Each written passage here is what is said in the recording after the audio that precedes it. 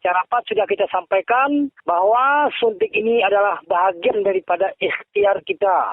PLT Majelis Permusyawaratan Ulama MPU Aceh Tengah Tengku Amri Jalaluddin melalui RRI Rabu menghimbau agar tokoh ulama di tingkat kampung untuk membantu pemerintah mensosialisasikan manfaat vaksin COVID-19.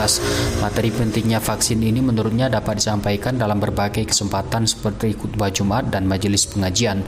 Himbauan itu disampaikan Tengku Amri dalam upaya mempercepat pemberian vaksin COVID di Aceh Tengah agar kekebalan kelompok segera terbentuk. Menurut Tengku Amri, tokoh ulama berperan penting dalam upaya mempercepat realisasi vaksin ke masyarakat. Tengku Amri juga berharap kiranya para tokoh ulama menjadi panutan di tengah masyarakat dalam hal penerapan protokol kesehatan pencegahan corona. Kemudian kami juga dari Majelis Permusyawaratan Ulama menghimbau kepada saudara-saudara kami yang berada di kampung-kampung, kepada tengku-tengku yang ada di Kabupaten Aceh Tengah supaya dapat mensosialisasikan program pemerintah ini adalah untuk kemaslahatan kita bermasyarakat, bernegara, berbangsa, gitu.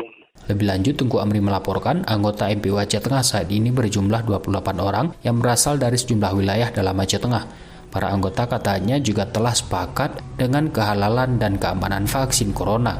Karenanya saat ini anggota MPU juga gencar mensosialisasikan manfaat vaksin di wilayah masing-masing.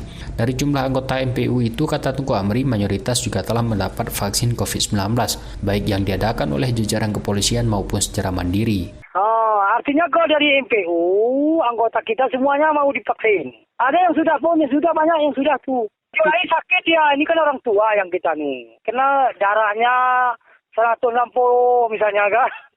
Faktor kesehatan nih, kalau komitmennya semuanya sudah. Jubir Satgas Penanganan Corona untuk Aceh Tengah, Dr. Yunasri melaporkan, hingga pekan kedua Oktober 2021, ada 57.590 orang atau 34,5% masyarakat Aceh Tengah telah mendapat vaksin dosis pertama. Dari jumlah itu, 10.170 orang atau 40% dari kalangan pelajar. Muhammad Sanusi, RRI Takengon, melaporkan.